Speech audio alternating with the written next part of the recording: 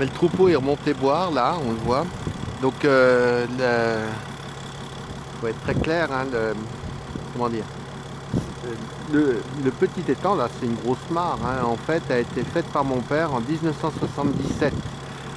En 76, toute la partie ici, que ce soit les prés qui sont dessous, jusque de l'autre côté du vallon, était complètement à sec et il n'y avait pas d'eau et on ne pouvait pas faire les bêtes. Ce qui fait que ça avait été très compliqué. Les troupeaux s'étaient mélangés parce que ils les avaient mis trop près l'un de l'autre et il avait eu des gros soucis. Il avait des bêtes bon, il avait perdu plusieurs vaches qui s'étaient battues. À l'époque, c'était pas écorné, elles s'étaient battues. Enfin, c'était compliqué, elles étaient faibles, étaient mal nourries aussi, hein. Donc là, vous voyez, ce petit étang, il est super pratique parce qu'il permet comme ça d'avoir une réserve d'eau qui sert à abreuver les animaux. Et puis, c'est toujours pareil. Maintenant, on a tellement compliqué les choses que je ne peux pas en faire. Mais sur le vallon de l'autre côté, là, il y aurait la même chose avec... alors, c'est un peu plus difficile à faire parce le terrain n'est pas étanche. Mais il y a un endroit où ça conviendrait. Il y aurait pareil, une mare de 2-3 000 mètres cubes d'eau stockée. Ça permettrait de faire boire les bêtes derrière. Et ça éviterait d'être obligé de leur faire 1 kilomètre pour aller boire. Dernière précision, ici c'est très vert, c'est une prairie qui a été semée l'année dernière, elle a été fauchée, elle n'a pas été repâturée depuis.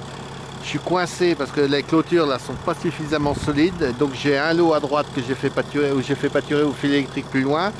Ce lot là qui a besoin de remonter et qui doit, pour passer derrière, passer par là, et puis pour venir boire. Et du coup, j'ai 1,5 hectare là, il y aurait de l'herbe. Bon, il n'y en a pas énormément, mais il y aurait de l'herbe. Elle est de la très bonne herbe même, mais je ne peux pas le faire pâturer tout de suite. Il faut que j'attende d'avoir pu redéplacer mes lots et que à nouveau il y ait de l'eau derrière pour que je puisse fermer ces vaches là et que les vaches puissent venir manger là. Pour vous montrer simplement l'importance de deux choses pendant la sécheresse. Un, on ne peut pas refaire de clôture, on est coincé, on ne peut pas enfoncer de poteau. Mais en fait, il faut retenir deux choses, hein. Un, il nous faut des points d'eau où les bêtes puissent boire.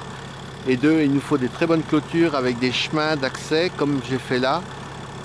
Le chemin est fait, là-bas vous voyez la clôture est excellente avec des grillages et tout. Et il nous faut vraiment de très bonnes clôtures pour qu'on puisse faire nos lots, faire travailler nos lots, qu'ils puissent manger la meilleure herbe et qu'elles puissent venir boire. Et qu'on puisse accéder aussi au lot parce qu'avant c'était très patouille ici et là où sont les vaches qui sont en train de manger, là sur le chemin, il y avait 1 mètre debout pour passer.